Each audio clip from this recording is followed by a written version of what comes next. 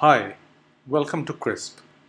Today I have the pleasure of being in the company of two industry stalwarts, Rahul Srivastav and Vishnu Rao. Rahul is a trusted advisor for many public and private enterprises and the co-founder of RAngelz. And Vishnu is a serial entrepreneur, currently the CEO of Dumore Apps.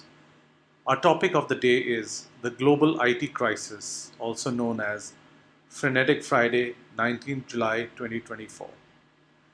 Let's kick this session off with Rahul. Rahul, over to you. I'm Rahul Srivastav, cybersecurity expert, MSME consultant, and mentoring startups.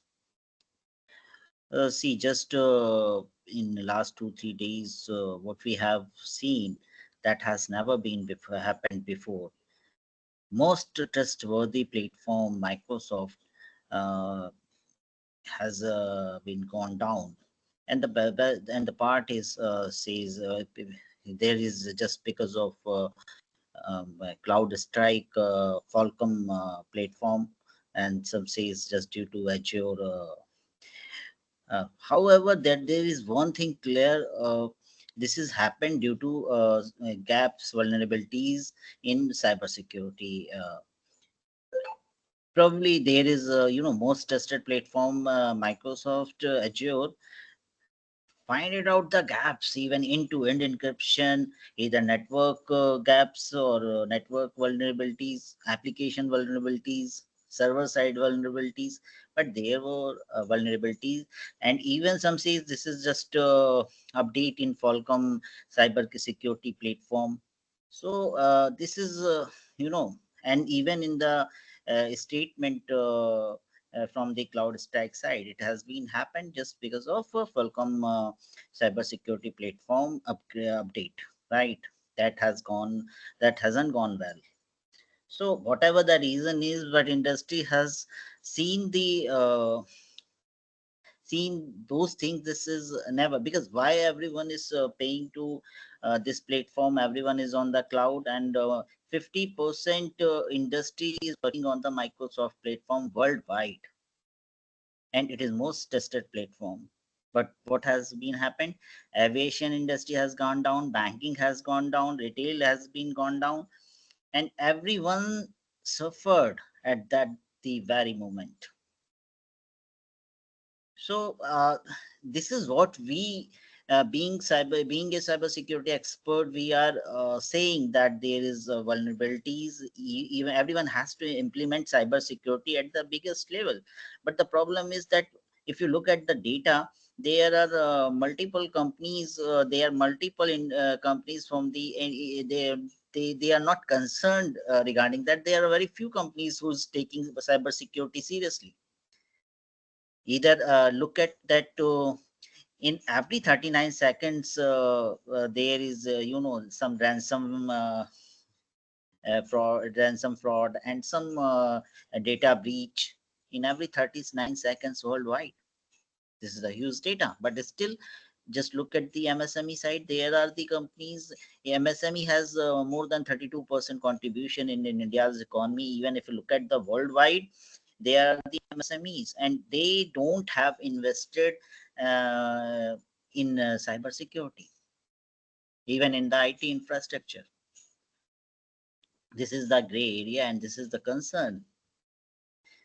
We, being a panelist, I would urge to everyone, every company who's comes under the MSME category, micro small category, they have to deal with that, as well as this is not just to just medium enterprises or HNI companies, is to cater the this cyber security and having end-to-end encryption. But the companies who is in the bracket of 1 CR to 250 CR, they must implement cyber security and IT infrastructure. They just look at, even it is not whatever the cost it may be. There is a cost, yes, there is a cost, but you just look at the long in the long run, that is worth. So my point is even AIML, that is the cybersecurity is being provided by this Falcon platform to Microsoft Azure. Uh, that is on the, there is a workload and that is being met out by the Falcon platform. But what has been happened due to vulnerabilities, that everyone is to agree with that. And if we look at when we look at the cost, the how much losses that we have incurred through this glitch, so probably that is more than the CRs. Even I was just looking at this report yesterday on CNN. So they are saying that is 8.5 million companies worldwide running on the Microsoft platform. 50% stack worldwide that Microsoft have. So this is biggest bottleneck. What we are thinking of being in the industry expert, even in the industry, that Microsoft is the most secure platform and most secure technology that being offered. Even it is on AIML, they are working on AIML at a very grand level. But still, that has been happened. There is the even I tell you one thing, that being an IT expert, what we are observing and what we are looking at, even in the some in 3-4 days, in couple of days, it will be come out that there is vulnerabilities at the very basic level, at the data level. Because just it is happened due to Falcon platform updates, right? That is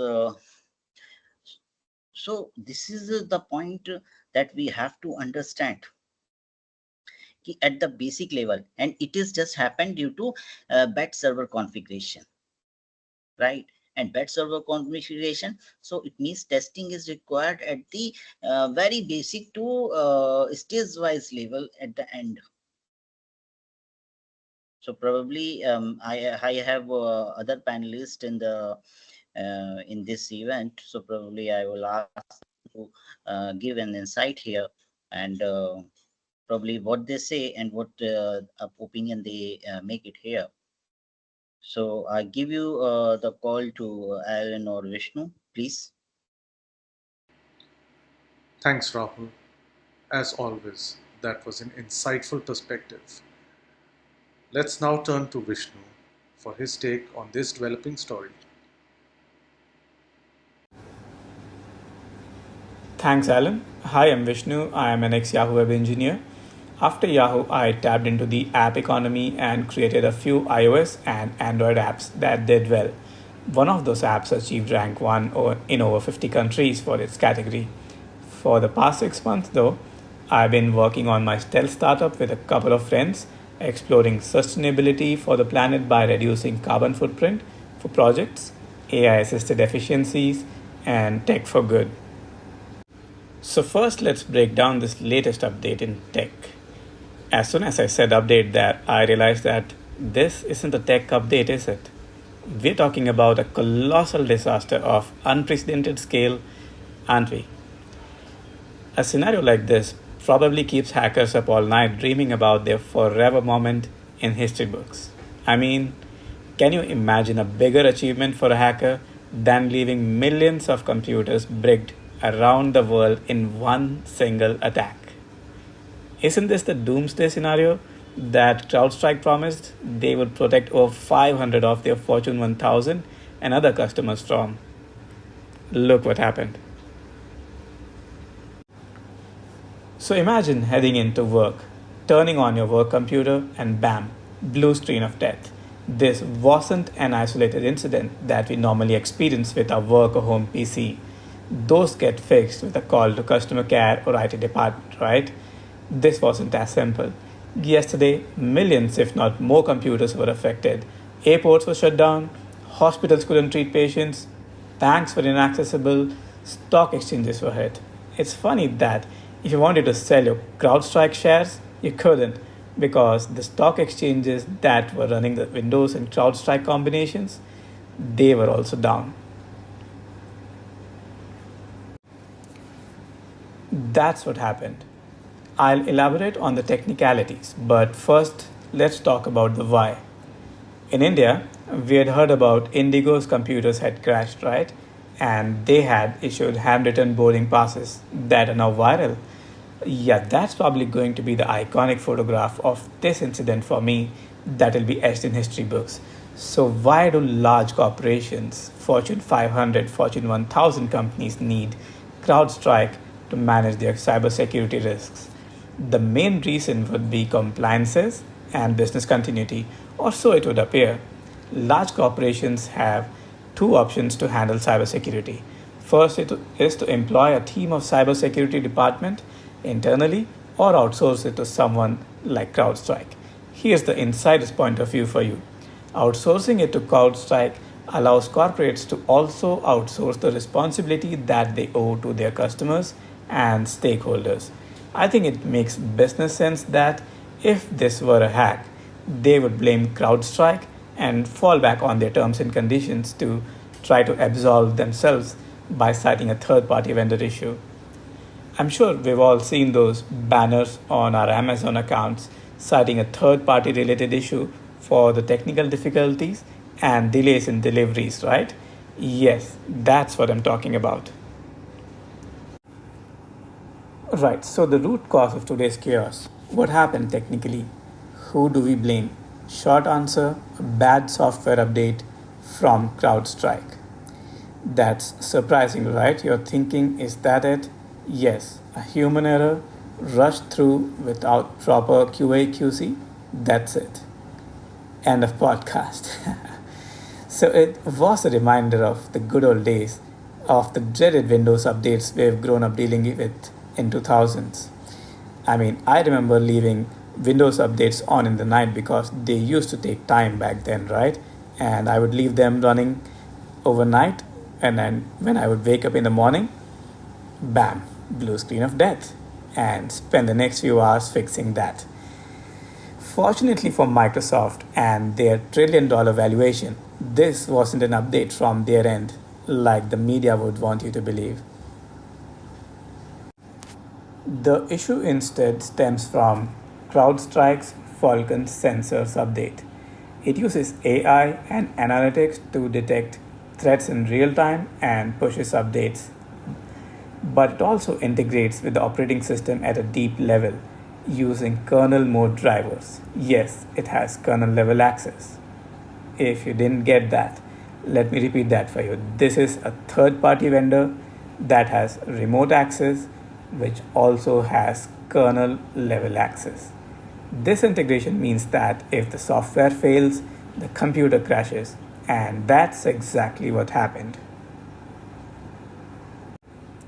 The key takeaway here is that we need more resilient systems and proactive products.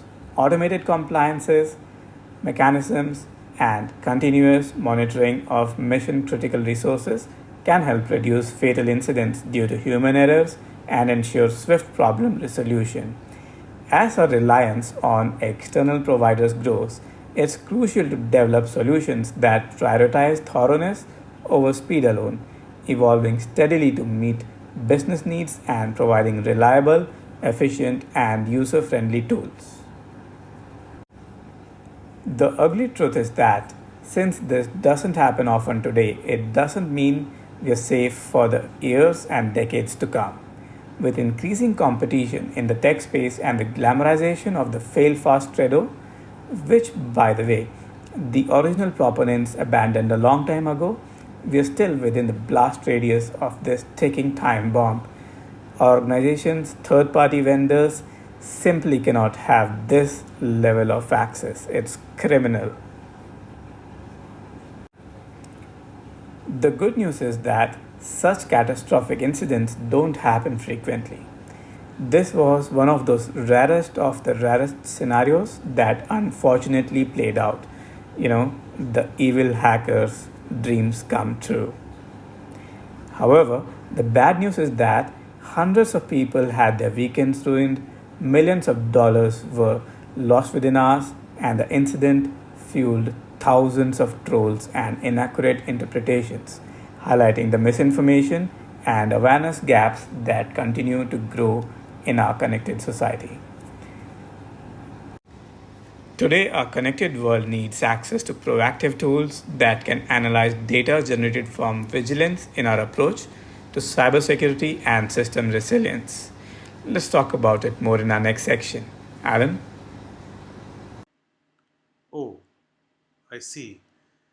Tell us more. Alright, let's dive into some actionable advice for our listeners on how to tackle incidents like these and avoid similar disasters in the future. First, proportionate countermeasures. Don't go overboard with security measures. Ensure they are proportionate to your risk tolerance. A one size fits all approach doesn't work. We've seen what happened. Tailor your cybersecurity and proactive monitoring strategy to fit your specific risks and needs. Second, restricted privileged access. Be cautious about granting privileged access. Always seek a second or third opinion before deploying major automated updates and run simulations in a sandbox environment first. This would help prevent these privileges from turning into liabilities. Third, thorough recruitment practices. Don't leave critical tasks to just about anyone with certifications and relevant experiences on their CV. Implement role playing scenarios during recruitment to ensure candidates are technically capable and fit the right values and temperament for mission critical roles. This may help place the right people in the right jobs, maintaining a secure and resilient system. So, balanced measures, cautious access, and thorough vetting will protect your organization from future crises. The missing link to fix the pervasive access that products like CrowdStrike have is a preemptive autonomous monitoring tool to warn you with precise information about potential system failures and fatal incidents in time. Let's talk about it in our next segment. Alan? Sure, thanks, Vishnu, and very well articulated. Now tell us, with all the awesome work that you're doing right now, don't you have a product that touches upon the solutions you're advocating? Right, that is a gap in the market today. New gen products that have recently become popular are trying to fill this space. However, ironically, these products have quickly grown to be not just time and energy consuming, but have also become highly complex, which leaves a gap in the market as the next evolution of these products don't exist at the moment. My team, operating in stealth for the past 6 months, has a product in development that addresses not just the immediate issues, but also offers a larger solution. As I speak, this product is being crafted with key cornerstones. It keeps humans at the center because we need pilots, even though our airplanes can fly on their own today, right? So we're prioritizing the planet's sustainability by ensuring this product would reduce energy consumption, will have a flexible architecture, and an adaptable DNA. It's designed to stay at the forefront of technology, continually evolving with the latest advancements. That's all I'm allowed to disclose as of today. Let's talk about it soon in the future. Alan? Thank you to our panelists Rahul Srivastav and Vishnu Rao for sharing their views and leaving behind some great advice for everyone tuned in. We at CRISP hope you enjoyed today's episode. Tune in again for our next CRISP.